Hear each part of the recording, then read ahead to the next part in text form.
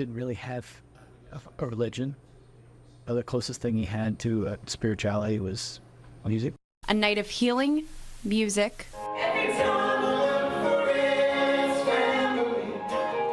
Jordon, as an individual, had a huge rippling impact. and awareness. Jordon was struggling with mental health and depression, and that it was hard for him to access services. There was stigma about talking about it, and that is something that he's teaching us that we need to work on and do better. With the night's proceeds going to the Jordon Ellis Fund for Arts and Healing, helping families and individuals struggling with substance misuse, mental health issues, and preventing suicide. It was important for all of us to get together and to give him the memories and the respect and the honor that he's given to all of us. A reminder to check in on loved ones.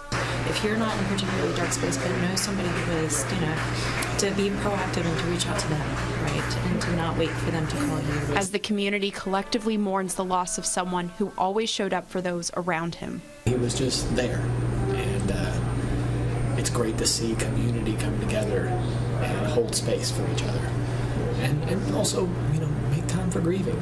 Our society doesn't do a great job of holding space for grieving. In Frankfort, Jessica Umbro, WKYT.